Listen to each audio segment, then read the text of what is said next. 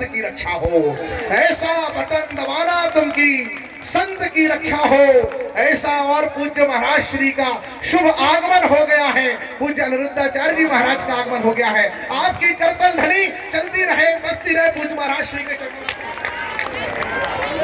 ये हमारा सौभाग्य है। बैग लेने भक्त के पास आ जाए, और कुछ बैग रह गए हैं जिन भक्तों के रह गए बैग लेने आ जाए भक्त के पास। 10-15 बैग रह गए हैं, भक्त के पास आ जाए जिन भक्तों के रह गए हों बैग।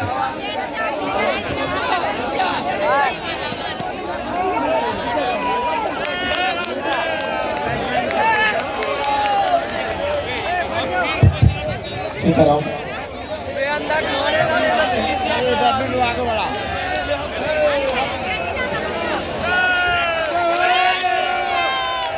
सीताराम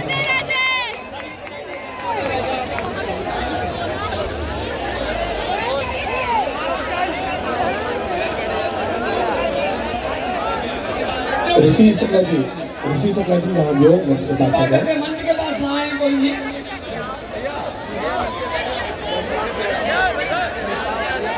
ये हम कवियों का सौभाग्य है। बैठ जा। हमारे सरकार आप लोग मोबाइल वाले बैठो बैठो तो बढ़िया दिखा रहे हो, सब बढ़िया नहीं आएगा। देख रखो मैं देख लो ना तो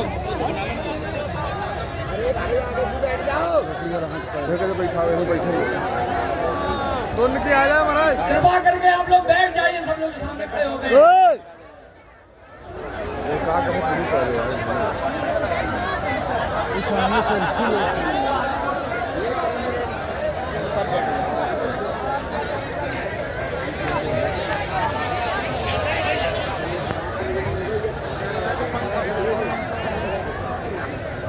बैठ जाओ भाई। सरकार केवल एक निवेदन है आपसे, ये जो वाणी पुत्र यहाँ आए हैं बस एक एक स्मृति चंद्र को दें का आशीर्वाद दें। मैंने काव्य पाठ शुरू करा दिया था, लेकिन ये सब जो आए हैं आपका आशीर्वाद लेना आपके चरणों में आपको भी बना लो दोनों तो सब बैठ गए।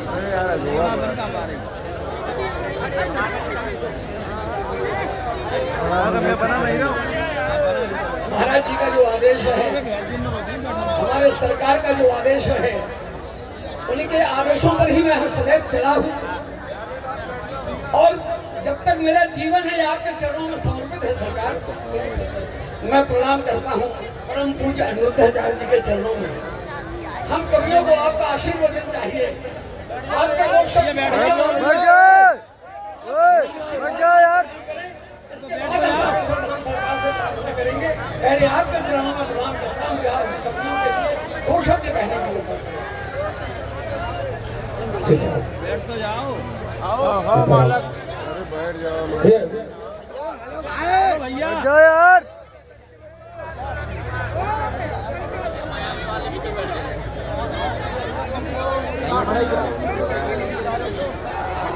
भैया बिना मांग रहे पहले आप बैठ जाए।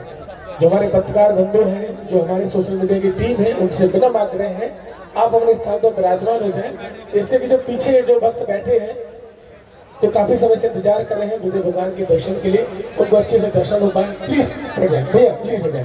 कुछ सेवादार आ जाए, थोड़ा व्यवस्था बना दें, पुलिस प्रशासन आ जाए। सभी हमारे जो भाई हैं, भाई बंधु हैं, पत्रकार बंधु, जो बैठाल में हमारे बीच में आप देख रहे हैं कि संत भगवान पधार चुके हैं। और ऐसा लग रहा है कि आज नौगांव की पावन धरा में संत भगवान पूरे भारतवर्ष से पधारे हैं। और हमारे बीच में पूज्य महाराज जी सत्यनारायण महाराज जी भी हैं, अयोध्या से पधारे महाराज जी भी हैं, और वृंदावन धाम से जिन्हें आप सभी जानते हैं पूज्य महाराज श्री भी विराजमान है। पहले हम आप सभी आशीर्वचन स्मरण करेंगे सत्यनारायण महाराज जी के, इसके बाद आगे की ओर चलेंगे। राज्य सरकार की जय। परम पूज्य बागेश्वर धाम सरकार के श्री चरणों में प्रणाम। श्री अनुरुद्धाचार्य महंत जी के श्री चरणों में प्रणाम। श्री हमारे हनुमानगढ़ी के महंत राजू दास जी महाराज के श्री चरणों में प्रणाम और मंच पर विराजमान सभी संतों के श्री चरणों में प्रणाम। बुंदेलखंड वो भूमि है जहां से हमेशा क्रांति उठी है। 1857 की क्रांति, वीरांगना रानी लक्ष्मीबाई, वो देश आजाद हुआ था। आज सनातन की क्रांति हमारे परम पूज्य बागेश्वर सरकार के शंखनाद से संपूर्ण भारत और विश्व में उठी है। हिंदू एकता के लिए, हिंदू राष्ट्र के लिए महाराज जी ने जो संकल्प लिया है, वो हम हिंदुओं का जो पीड़न हो रहा था, हम बहुसंख्यक होते हुए भी जिस तरह से सताए जा रहे थे, मैंने इस पर एक छोटी सी कविता लिखी है कि अगर इन हिंदुओं की कहानी हम सुनाने लगेंगे तो इंसान पत्थर भी आंसू बहाने लगेंगे। क्या हमारे देश में ही हमारी बहन बेटियों के साथ लफ्ज़ होता है, हिंदुओं को काटा जाता है, हमारी धार्मिक यात्राओं पर पत्थर बरसाए जाते हैं। हम इतना सहते हैं। आज हमारे बुंदेलखंड से इस क्रांति का आगाज हुआ है। हमारे परम पूज्य सरकार ने हिंदू एकता के लिए शंखनाद किया है। जातिवाद छोड़ के एकजुट होके हम सब हिंदू एक हैं और इस क्रांति को संपूर्ण विश्व में पहुंचाना है, जिससे हमारा हिंदू कहीं पर भी शोषित ना हो और हिंदू सशक्त बने। हम सब ये संकल्प लें और महाराज जी के श्री चरणों में प्रणाम करें कि ऐसे बुंदेलखंड में महान संत और महापुरुष जो बुंदेलखंड की धरा से पुनः शंखनाद कर रहे आजादी का, जिस तरह वीरांगना रानी लक्ष्मीबाई ने किया था, और हम सबको साथ देना है तन मन धन से। आपसी स्वार्थ से ऊपर उठकर इस शंखनाद में साथ चलना है। इसी के साथ मैं परम पूज्य बागेश्वर सरकार के श्री चरणों में प्रणाम करता हूँ। जय श्री राम, जय श्री राम, जय श्री राम। बहुत बहुत धन्यवाद पूज्य महाराज श्री के आशीर्वाद वचन हम आप सभी ने श्रवण करें।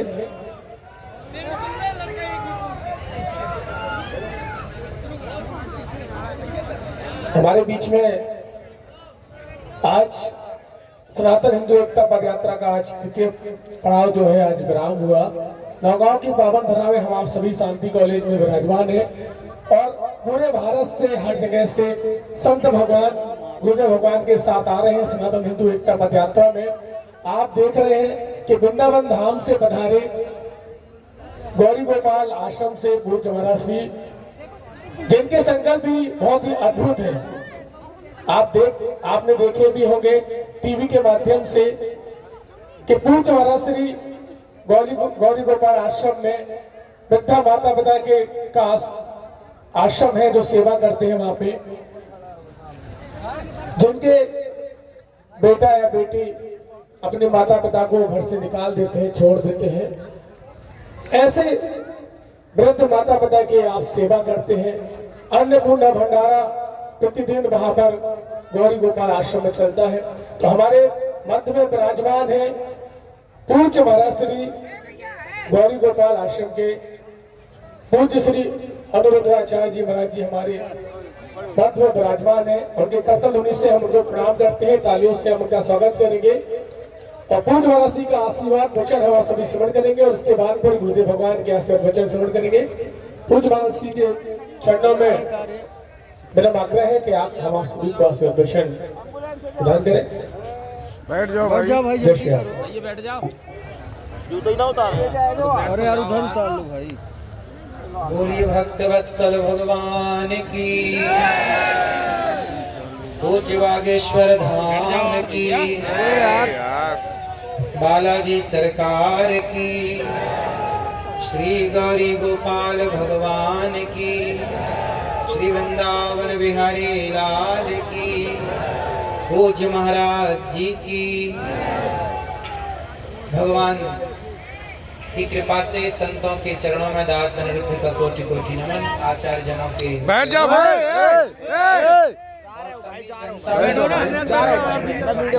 प्रणाम। सबको जय श्रीमन्नारायण, जय श्री सभी उपस्थित कवियों को प्रणाम, आपकी वाणी को प्रणाम, सरस्वती माँ जो आपके भीतर विराजी हैं उनको प्रणाम, भगवान राम को प्रणाम। आप सभी की उपस्थिति, आज जो ये यात्रा आप देख रहे हैं, यह यात्रा इस आज़ाद हिंदुस्तान के बाद, आज़ाद भारत के बाद ये पहली इस तरह की यात्रा है।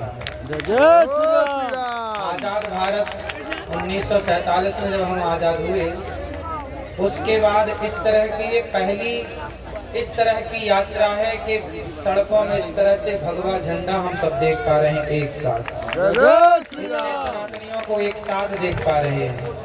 देखिए, अभी तक हम लोगों ने सुना था कि हिंदू सो रहा है, अभी तक हम लोग सुनते आए हैं कि हिंदू सो रहा है, कब जागेगा कब जागेगा। लेकिन अब हमें लग रहा है कि हिंदू अब नहीं सो रहा है, अब हिंदू देखो जाग रहा है, जाग के सड़कों में आकर के अपने अधिकार की बात कह रहा है। अभी तक क्या हुआ कि हम लोग अपने अधिकार की बातें कह ना पाए, अपने अधिकार की लड़ाई लड़ ना पाए, हम बटे थे। और इस बंटवारे में आपको पता है हम कितने वर्षों तक गुलाम रहे अंग्रेजों के और मुगलों के? कितने वर्षों तक गुलाम रहे? 500 साल को मुगलों की गुलामी की, 200 साल अंग्रेजों की गुलामी की, टोटल हम 700 साल तक बटे रहे और गुलाम रहे। जानते हो क्यों गुलाम रहे?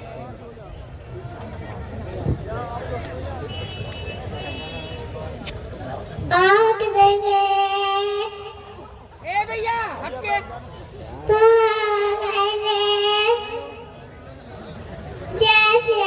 भाई भाई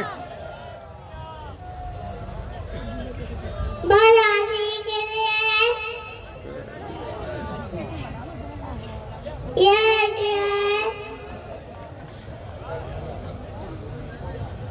सुंदर सुंदर। 700 सालों तक हम गुलाम क्यों रहे? अंग्रेजों ने क्या नारा दिया था? फूट डालो शासन करो, फूट डालो, जोर से फूट डालो शासन करो। ये नारा किसने दिया? अंग्रेजों ने। अंग्रेजों ने दिया। हम सबके बीच में फूट डाली। क्या फूट डाली? हम लोगों को आपस में लड़ाया। जय श्री राम।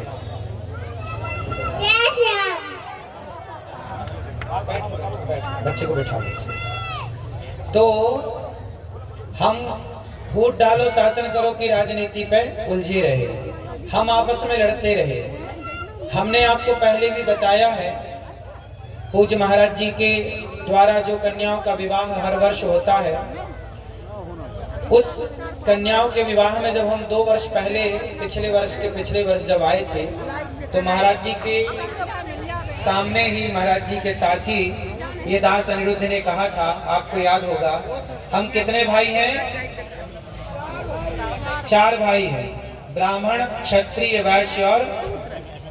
अच्छा एक बात बताओ, पूज्य महाराज जी कह रहे हैं कि हिंदू राष्ट्र बनाओ, सरकार को निवेदन कर रहे हैं, आप सब सम्मिलित हैं यात्रा में। ये दास अनिरुद्ध भी आज यात्रा में सम्मिलित हुआ और हमें अच्छा लगा आप सबका दर्शन करके। अच्छा सोचो, सारा हिंदू समाज, सारा भारत चाहता है कि हिंदू राष्ट्र बने। आप में से कितने लोग चाहते हैं कि हिंदू राष्ट्र बने? अच्छा ये बताओ, महाराज जी जो काम पूज्य बागेश्वर धाम सरकार जो कार्य कर रहे हैं, इस कार्य में हम सभी भारतवासियों को एकजुट होकर के एक मंच में खड़े होकर हिंदू राष्ट्र की मांग करनी चाहिए कि नहीं करनी चाहिए? करनी चाहिए। अब हम विभाजित ना रहें, अब हम संगठित हो जाएं। कोई व्यक्ति चल रहा है तो हम या तो संग चलें, या फिर हम साथ में शारीरिक नहीं चल पा रहे हैं तो घर बैठे ही समर्थन करें। यदि आप सनातन को मजबूत करना चाहते हैं तो कुछ बातें ध्यान से सुनिए। एक तो पक्ष ये है कि देश हिंदू राष्ट्र बने। थोड़ी देर के लिए इमेजिन करो, सोचो, यदि ये भारत हिंदू राष्ट्र नहीं बना, थोड़ी देर के लिए सोचो, यदि ये भारत हिंदू राष्ट्र नहीं बना, और थोड़ी देर के लिए सोच लो कि आज दक्षिण भारत में आप जाओ, तो इसी भारत में हमारे हिंदू अल्पसंख्यक हो गए कि नहीं? हाँ या ना? बहुत सारे राज्यों में हिंदू कम हो गए और अन्य लोगों की विधर्मियों की संख्या ज्यादा हो गई। एक छोटी सी कल्पना करो, जरा सोचो कि यदि ये भारत मुस्लिम राष्ट्र बन जाए, यदि ये भारत हिंदू राष्ट्र हम चाह रहे हैं कि बने, यदि हिंदू राष्ट्र के लिए हिंदुओं ने समर्थन नहीं दिया, यदि हिंदू खड़े नहीं भये, और जरा सोचो कि यदि ये देश मुस्लिम राष्ट्र बन गया, तो मुझे एक प्रश्न का उत्तर देना। यदि ये देश मुस्लिम राष्ट्र बना, यदि इस देश में मुसलमानों की संख्या बढ़ी, तो जानते हो क्या होगा? क्या इस देश में आपकी बहन बेटियां, क्या आप इस देश में, यदि ये मुस्लिम राष्ट्र बनता है, मुसलमानों की संख्या बढ़ती है, तो क्या इस देश में आप सुरक्षित रह पाओगे? अच्छा, क्या फिर इस देश में सिख लोग सुरक्षित रह पाएंगे? उत्तर दो। क्या इस देश में जैन लोग सुरक्षित रह पाएंगे? अब जैन कहें, सिख कहें कि जी हम हिंदू राष्ट्र में हम सहयोग क्यों करें, क्योंकि आप तो हिंदू राष्ट्र की बात कर रहे हैं। अब जैन लोग कहें कि जी हम आपका समर्थन क्यों करें, सिख कहें जी हम आपका समर्थन क्यों करें, हमारे बौद्ध लोग कहें कि जी हम समर्थन क्यों करें, क्योंकि हम तो बौद्ध धर्मावलंबी हैं, आप तो हिंदू राष्ट्र की मांग कर रहे हैं। तो जैन कहे, सिख कहे और बौद्ध कहे कि हम आपका समर्थन क्यों करें। तो मैं उन लोगों के लिए एक बात बताऊं, कभी ये सवाल कोई आपसे करे तो आप उत्तर दे पाए। इसके लिए हिंदू राष्ट्र मतलब है सनातन राष्ट्र, हिंदू राष्ट्र का मतलब है सनातन राष्ट्र, और ये सभी लोग सनातनी हैं, चाहे वो सिख हो, चाहे वो जैन हो, चाहे वो बौद्ध हो। अब यहाँ एक छोटी सी बात जो मैंने कही, उसकी जरा बात समझो। यदि जैन कहते हैं कि हम आपका समर्थन क्यों करें, क्योंकि आप तो सनातन राष्ट्र बनाना चाहते हैं, हिंदू राष्ट्र बनाना चाहते हैं, तो उन जैन भाइयों से पूछना, उन सिख भाइयों से पूछना, उन बौद्ध भाइयों से पूछना कि यदि ये भारत मुसलमानों के कब्जे में आया और ये मुस्लिम राष्ट्र रहा, तो बताओ क्या ये मुसलमान फिर सिखों को रहने देंगे? क्या ये मुसलमान जैनों को रहने देंगे? क्या जैनों की और सिखों की बहन बेटियां सुरक्षित रहेंगी? क्या बौद्ध सुरक्षित रहेंगे? इसलिए सनातन सुरक्षित है तो सिख, जैन, बौद्ध, संपूर्ण विश्व सुरक्षित है। यदि सनातन सुरक्षित नहीं है ना मेरे भाइयों, तो कोई आपको बचाने वाला नहीं है। इसलिए कहता हूँ कि सनातन का समर्थन करना चाहिए। हमारे जैन भाई ये भी सनातनी हैं, हमारे सिख भाई ये भी सनातनी हैं, और हमारे बौद्ध भाई ये भी सनातनी हैं। हम सबको सनातन का साथ देना चाहिए। सब एक हैं। यदि बट गए, जैसे हम बात करते हैं जातियों की, ब्राह्मण, क्षत्रिय, वैश्य, शूद्र, हम इन जातियों में तो बटे हैं, लेकिन एक बात बताओ, क्या जैन और हिंदू अलग हैं? जैनों के भगवान हैं भगवान ऋषभदेव जी, 24 तीर्थंकर में एक तीर्थंकर भगवान ऋषभदेव जी हैं, हाँ या ना? अब ये बताओ कि जैन ऋषभदेव जी को मानते हैं और हम लोग 24 अवतारों में एक अवतार हम लोग भगवान ऋषभदेव जी को मानते हैं। हमारे 24 अवतारों में भी एक अवतार कौन है? भगवान ऋषभदेव जी। तो जैन और हिंदू, जैन और हम सनातनी, हम दोनों की विचारधारा एक है कि नहीं? माना कि मत अलग अलग हो सकते हैं, विचारधाराएं अलग अलग हो सकती हैं, पर हम हैं तो एक ना।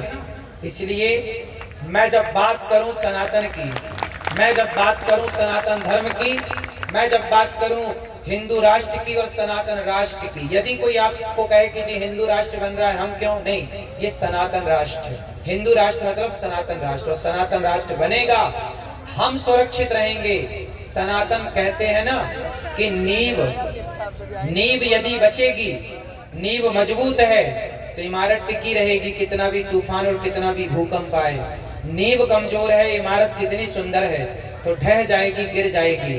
तो इस दुनिया की नींव सनातन ही है। सनातन सुरक्षित है तो सब सुरक्षित है। यदि सनातन हिला तो सब हिल जाएंगे। फिर कौन बचेगा? सवाल पूछिएगा आप कि क्या मुसलमान बाहुल्य यदि ये राष्ट्र हुआ तो क्या रहने देंगे वो किसी को? एक छोटा सा मैं एग्जांपल देता हूं आपको। पृथ्वीराज चौहान का नाम तो सुना होगा। पृथ्वीराज चौहान इतने बढ़िया राजा थे, इतने अच्छे योद्धा थे कि उन्होंने मोहम्मद गौरी को कई बार पराजित किया। इतिहास पढ़ा होगा आप लोगों ने। लेकिन क्या हुआ, जब पृथ्वीराज चौहान का विवाह हुआ संयोक्ता के साथ, तो संयोक्ता के पिता थे, जानते हो संयोक्ता के पिता का नाम क्या था? जयचंद। जयचंद को ना गुस्सा आई कि मेरी बेटी से इसने विवाह क्यों कर लिया। देखिए, आपस का द्वेष, आपस की नफरत, यदि हम आपस में लड़ बैठेंगे तो देश को कौन संभालेगा? कोई भी बाहर वाला अपने घर से हमें निकालेगा। दीवानों जरा होश करो मेरे देश प्रेमियों, आपस में प्रेम करो देश प्रेमियों। देखो जरा, पृथ्वीराज चौहान इतने अच्छे राजा थे। मोहम्मद गौरी भारत का दुश्मन था, उसको पराजित भी किया, लेकिन जयचंद ने जाकर के मोहम्मद गौरी से हाथ मिला लिया और मोहम्मद गौरी से बोला कि एक काम करो, हमारी सेना और तुम्हारी सेना मिल करके अपन पृथ्वीराज को हराते हैं। लेकिन शर्त रखा जयचंद ने कि एक काम करना कि आप दिल्ली के, आप सारा खजाना तो आप ले जाना, सोना पृथ्वीराज का तुम लूट लेना, लेकिन दिल्ली की जो गद्दी है वो मुझे दे देना। तो मोहम्मद गौरी बोला ठीक है, क्या दिक्कत है। अब मोहम्मद गौरी की सेना हो गई ज्यादा, उसका बल हो गया ज्यादा, क्योंकि जयचंद ने साथ दे दिया। अब जब साथ दिया, समर्थन दिया, तो पृथ्वीराज को उन्होंने, जब वो शयन कर रहे थे, अधर्म से पकड़ लिया और ले गए और आंखें फोड़ दी, आप सब जानते हो। फिर क्या हुआ, जयचंद ने बोला मोहम्मद गौरी से चलो अब दिल्ली की सत्ता दो, सोना तुम ले जाओ, सत्ता हमें दे जाओ।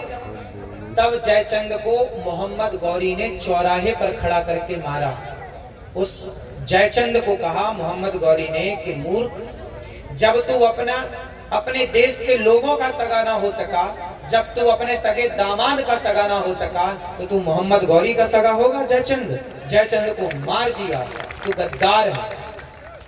एक बात बताऊं, इस सनातन यात्रा में ना, जो ये यात्रा निकल रही है, हम सबको इस यात्रा से जुड़ना चाहिए और इस अच्छी यात्रा का समर्थन करना चाहिए। वरना जयचंद जैसे लोग समाज में जो मोहम्मद गौरी का साथ देते हैं, तो मोहम्मद गौरी साथ लेके जीत तो जाएगा, लेकिन तुम्हें छोड़ेगा नहीं। इसलिए सनातनियों, सनातन का साथ देना, धोखे से भी किसी और का साथ मत देना, क्योंकि तुम्हारी याड़ में वो हमें तो पराजित कर देंगे, लेकिन तुम्हें भी नहीं छोड़ेंगे। ये बात हर उस जैन भाई के लिए है, हर उस सिख भाई के लिए है, हर उस बौद्ध के लिए है, जो सोचते हैं कि आप तो सनातन यात्रा निकाल रहे हैं, हमारा क्या लाभ है। तो मैं चाहूंगा कि भारत का प्रत्येक सिख हो, जैन हो या बौद्ध हो, प्रत्येक व्यक्ति को आकर इस सनातन यात्रा का साथ देना चाहिए और अपनी रक्षा करनी चाहिए। ये हिंदुओं की यात्रा ही है ऐसा नहीं, सबकी यात्रा है। क्यों जी, बात सही है। अब ये बताओ, हम जातियों में बट गए, ब्राह्मण बट गया, क्षत्रिय बट गए, वैश्य बट गए, शूद्र बट गए। हमने कई बार कथा में कहा, वेद मंत्र इसका प्रमाण है। बताओ, ब्राह्मण, क्षत्रिय, वैश्य, शूद्र, इन चारों के पिता कौन है? चारों का बाप कौन है? बोलो। ये सब बातें आप याद कर लो, कोई भी पूछे तुरंत फट से जवाब दे दो। ब्राह्मणोस्य मुखमासीत् बाहु राजन्यः कृतः ऊरु तदस्य जद वैश्यः पदभ्यां शूद्रो अजायत। ये वेद वाक्य है। वेद वाक्य, वेद कहते हैं कि ब्राह्मण भगवान के मुख से प्रकट हुआ, क्षत्रिय भगवान की भुजा से प्रकट हुआ, वैश्य भगवान की जंघाओं से प्रकट हुआ, शूद्र भगवान के चरणों से प्रकट हुआ। तो बताओ, चारों का बाप एक है कि नहीं? एक भगवान से तो चारों पैदा भये। जब तुम्हारा बाप एक है तो तुम झगड़ा किस बात का कर रहे हो? तो चारों का बाप एक है तो झगड़ा किसका है? क्यों जी? इसलिए हमारे पिता एक हैं, भगवान नारायण सबके पिता। तो तुम चार भाई हो, हमें कैसे रहना है यहाँ पर? भाई की तरह। ब्राह्मण हमारा भाई है, क्षत्रिय हमारा भाई, वैश्य और शूद्र हमारा भाई है। हमने कभी माता भगवान राम ने माता शबरी को गले लगाया कि नहीं? झूठे बेर खाए कि नहीं? निषाद को गले लगाया कि नहीं? जब हमारे भगवान शबरी और निषाद को गले लगाने में संकोच नहीं करते तो हम अपने दलित वंचित भाइयों को, कोलभील भाइयों को गले लगाने से क्यों शर्माए? हम सबको गले लगाएंगे। तो सबको गले ही तो लगाना है। ऊंच नीच हमारे देश में देखो, पहले भी ना जातियां बनी थी, जातियां व्यवस्था के लिए बनाई गई थी। जैसे ये मध्य प्रदेश है और बगल में उत्तर प्रदेश है, फिर झारखंड है, फिर बिहार है। अच्छा ये बताओ, मध्य प्रदेश की पुलिस क्या उत्तर प्रदेश में काम कर सकती है? क्या उत्तर प्रदेश की पुलिस मध्य प्रदेश में काम कर सकती है? उत्तर दो, नहीं काम कर सकती। क्यों? अच्छा ये बताओ, भारत एक है कि दो है? एक है। बोलो। एक है। भारत एक है, लेकिन एक भारत में ही राज्य बहुत सारे हैं। क्या बहुत सारे हैं? राज्य। ये उत्तर प्रदेश है, ये मध्य प्रदेश है, ये झारखंड है, ये गुजरात है, ये राजस्थान, फला फला। राज्य क्यों बने? राज्य व्यवस्था के लिए कि आप इस राज्य के हैं तो आपको ये व्यवस्था मिलेगी, यहाँ की सरकार संभालेगी। ये इतना बड़ा देश है ना, तो व्यवस्था बनानी पड़ेगी। जैसे मंच की व्यवस्था ये लोग बना रहे हैं, वहाँ की व्यवस्था कोई और बना रहा है, यात्रा में साउंड की व्यवस्था कोई कर रहा है, लाइट की व्यवस्था कोई कर रहा है, आपके भोजन की व्यवस्था कोई कर रहा है। सारा काम महाराज जी तो नहीं कर पाएंगे। महाराज जी ने व्यवस्थाएं सौंप दी, भाई ये काम आपको करना है, ये काम आपको करना है, ये काम आपको करना है। हाँ या ना? आप भी जब बेटी का ब्याह करते हो तो काम सौंपते हो ना। उसी तरह हमारा इतना बड़ा देश था, हमारा इतना बड़ा सनातन धर्म था, तो हमारे ऋषि मुनियों ने व्यवस्था बनाई 4 भागों में। ब्राह्मण किसी का नाम नहीं है, ब्राह्मण कोई जाति नहीं है, ब्राह्मण एक व्यवस्था है। ब्राह्मण की व्यवस्था क्या थी? वेद पढ़ना, वेद पढ़ाना, यज्ञ करना, यज्ञ कराना, दान लेना, दान देना। पहले के जमाने में बताओ, राम जी पढ़ने कहाँ गए? वशिष्ठ जी के यहाँ। कृष्ण पढ़ने कहाँ गए? सांदीपनि जी के यहाँ, गुरुकुल में। पहले ब्राह्मण ही पढ़ाता था और पढ़ाने का कोई शुल्क नहीं होता था। जब से विद्या पैसे से पढ़ाई जाने लगी, जब से शिक्षा बिकाऊ हुई, तब से यहाँ नौकर पैदा होने लगे देश में। वरना पहले चंद्रगुप्त सम्राट पैदा करते थे, चाणक्य। चाणक्य ने पढ़ाया चंद्रगुप्त को, क्या बनाया? बोलो। चंद्रगुप्त को नौकर बनाया कि सम्राट? हाँ। जब पहले चाणक्य ने क्या चंद्रगुप्त को पढ़ाने की कोई फीस ली? बोलो। नहीं ली ना, कोई फीस नहीं ली। तो चंद्रगुप्त को पढ़ाकर चाणक्य ने सम्राट बनाया। पहले वशिष्ठ जी ने पढ़ाए राम को तो सम्राट बना के बिठा दिया। कृष्ण जी को पढ़ाए पंडित जी ब्राह्मण सांदीपनि ने सम्राट बना के बिठा दिया। पहले की शिक्षा बिकाऊ नहीं थी। पहले ब्राह्मण पढ़ता था और शिष्य को निस्वार्थ भाव से पढ़ाता था। सुनो, गुरु द्रोणाचार्य का नाम तो सुना होगा। ये बताओ, गुरु द्रोणाचार्य के बेटे का नाम क्या था? अश्वत्थामा। खुद का बेटा था ना।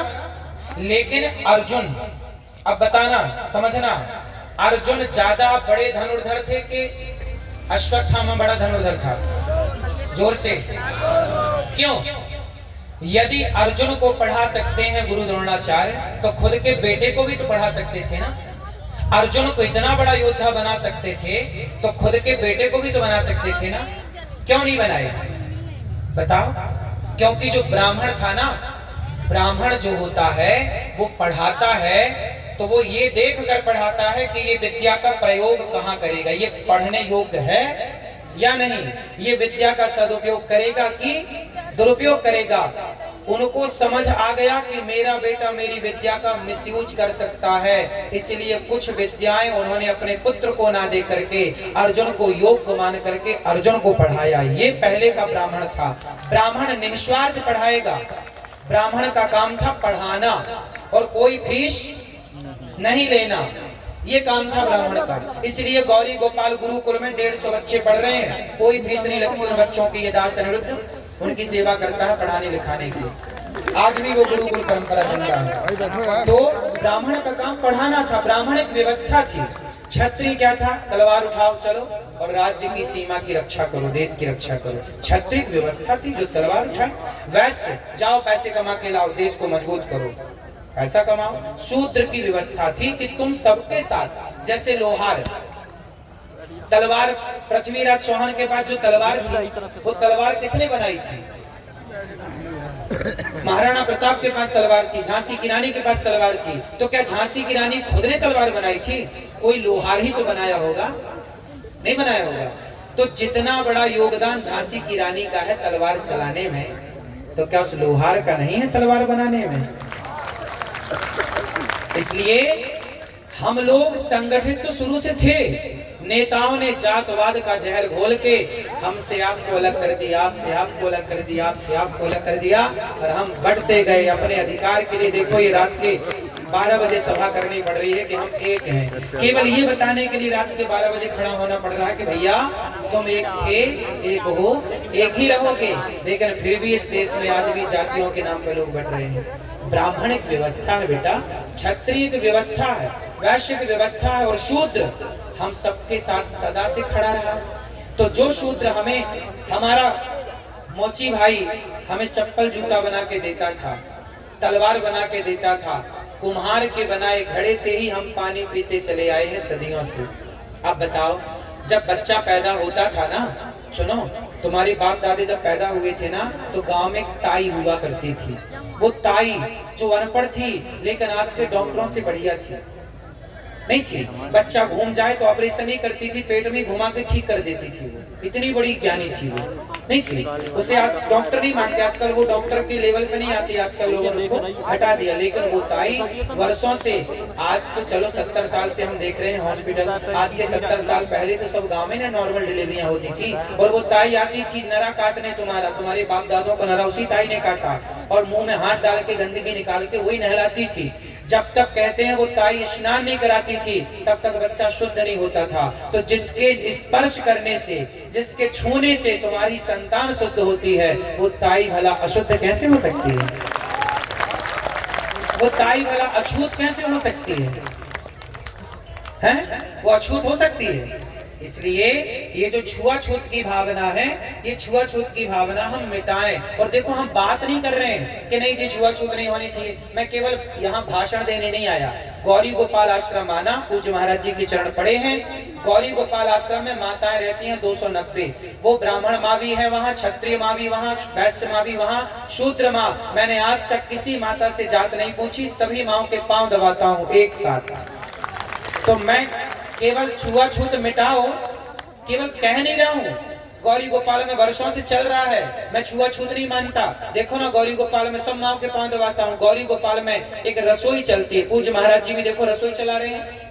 यहाँ इतने लोग भोजन कर रहे हैं, अब इतने लोगों को यहाँ भोजन मिल रहा है। क्या महाराज जी ने किसी से जात पूछी कि भैया तुम्हारी जात क्या है? नहीं, ऐसी गौरी गोपाल में रसोई चलती है अखंड, कोई जात पात नहीं, सब आओ खाओ। जब जात पात की दीवारें हमने गिरा दी, तो आप बताओ आप कब गिराओगे, कब मिलजुल करके रहोगे? महाराज जी ने तो गिरा दी ये दीवारें। जातियों को व्यवस्था के रूप में स्वीकार करना है, छुआछूत के रूप में स्वीकार नहीं करना। ये एक व्यवस्था थी। आप कितने लोग बात से सहमत हैं कि ये व्यवस्था थी?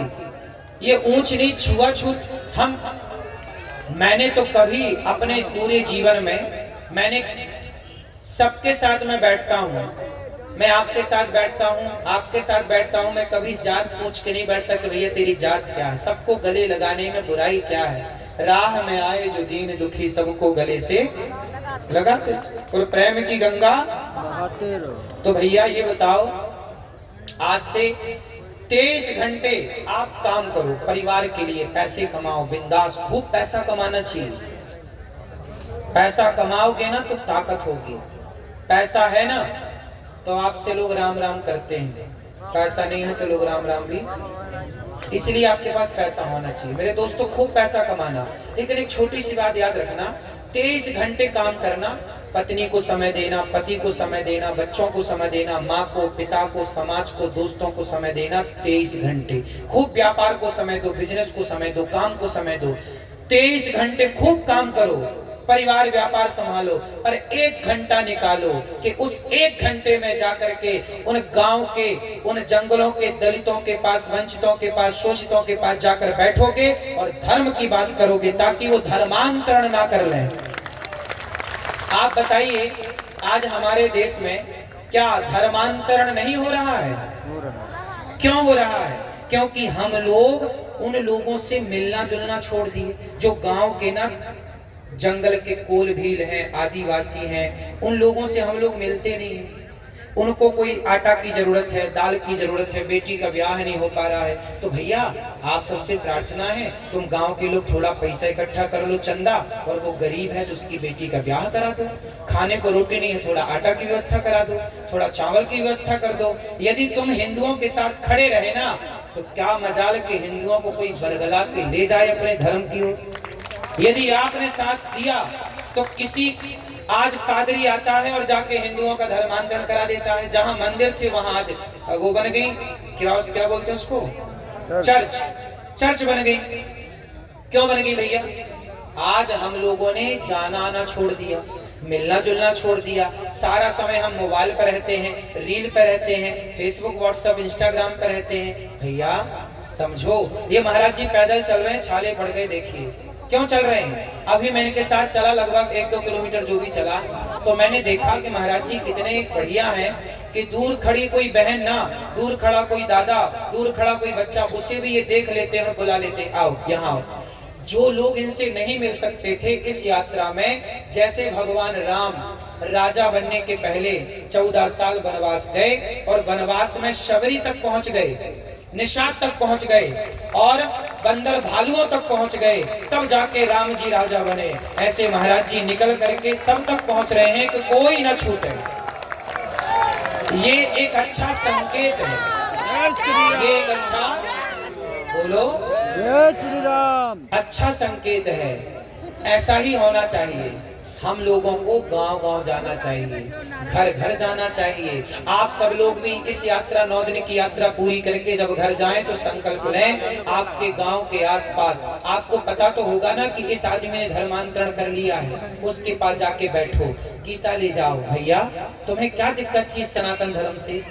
तुमने, हमारे यहाँ शिवाजी के बेटे हुए हैं संभाजी, क्या नाम था?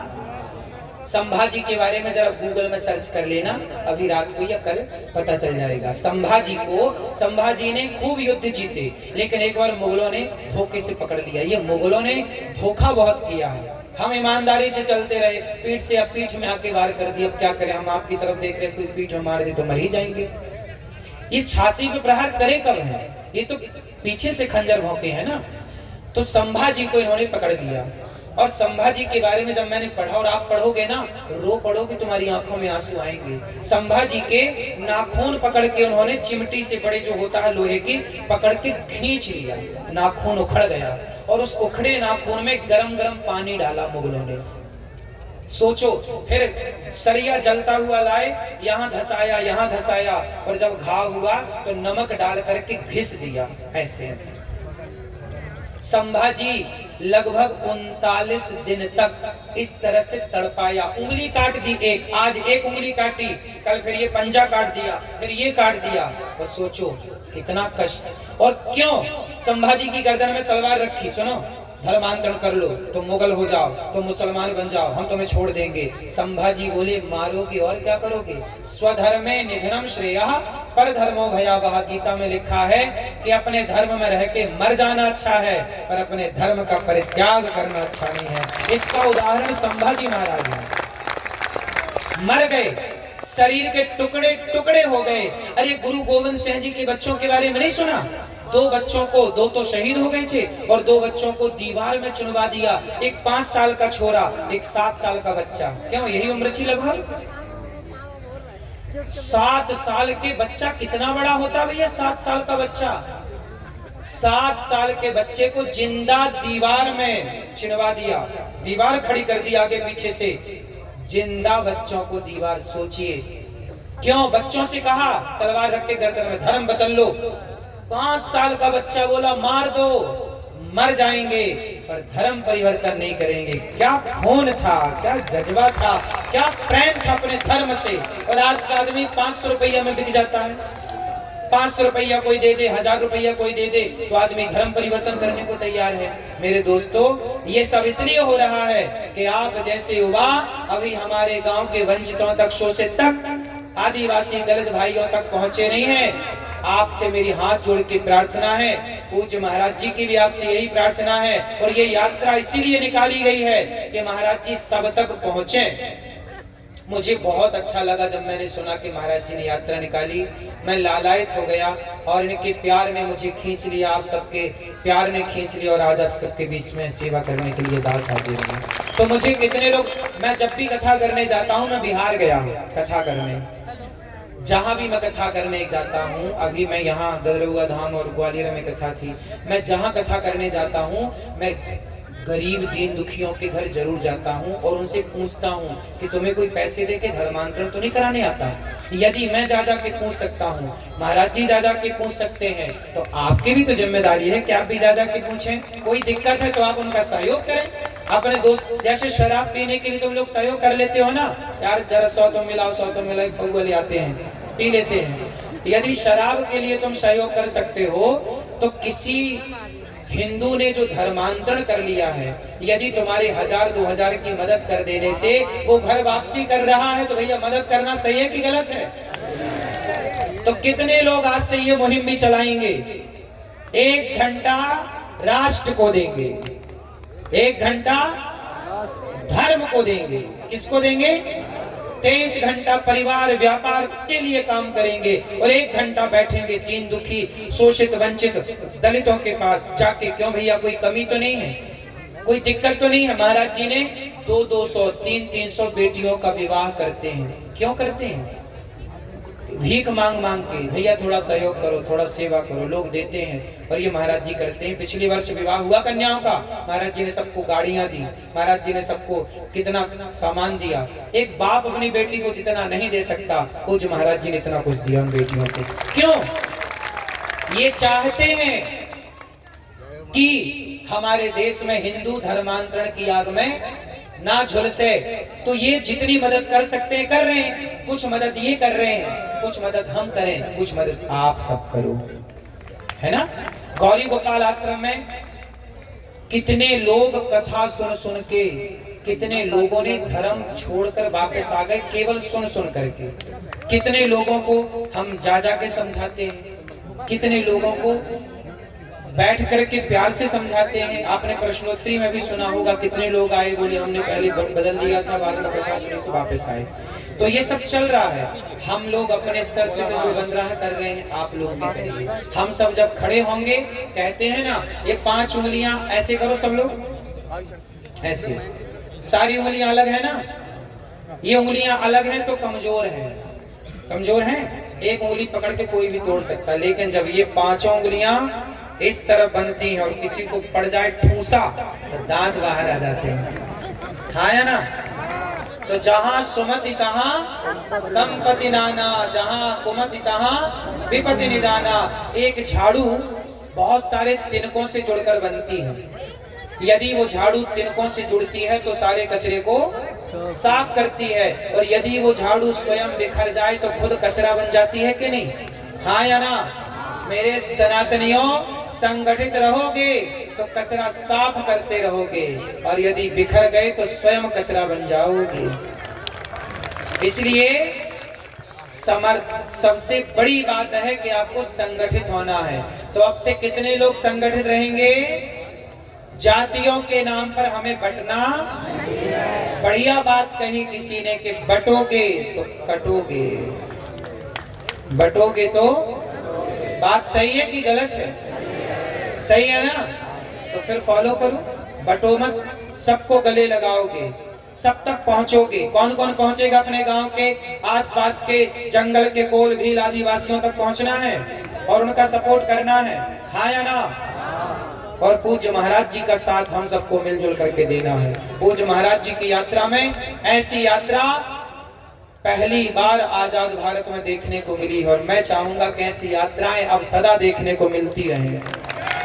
जब तक पूर्ण रूप से सनातन राष्ट्र की स्थापना ना हो जाए, सनातन राष्ट्र बनेगा तो गौ हत्या नहीं होगी, गौ माता बचेगी।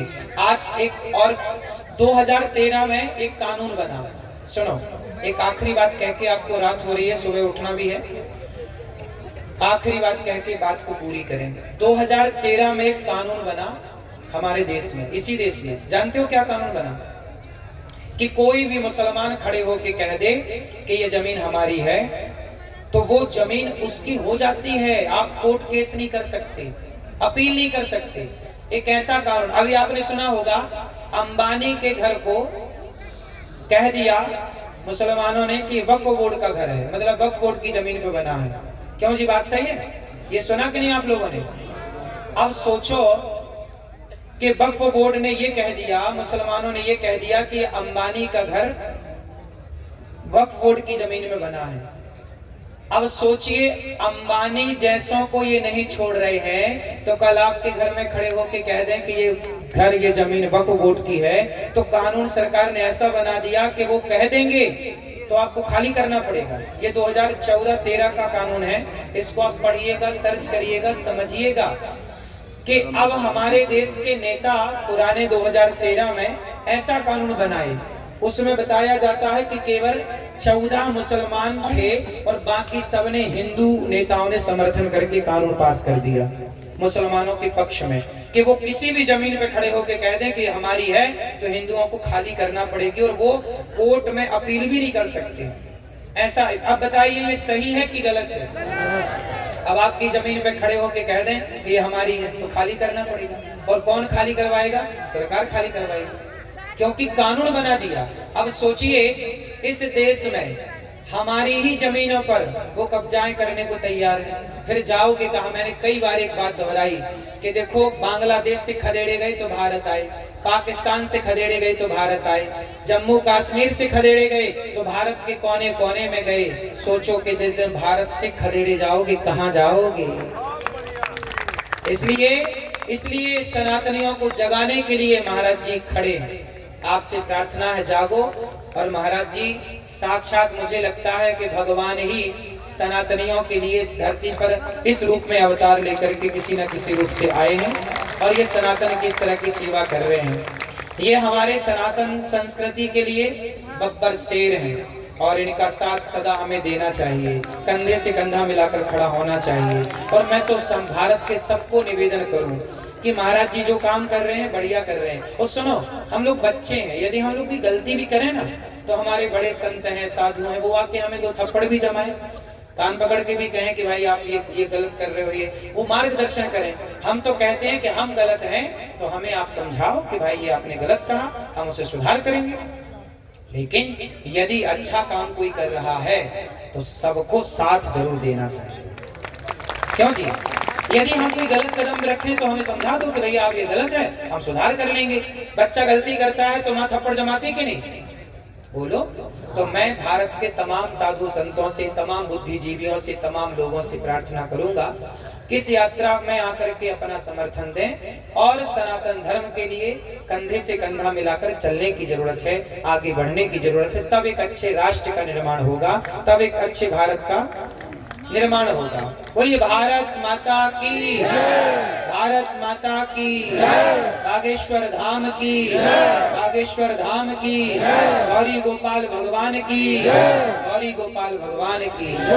सबको राधे राधे। राधे राधे। महाराज जी का तालियों से हम आप सभी स्वागत करते हैं। बहुत ही सुंदर आशीर्वचन हम आप सभी ने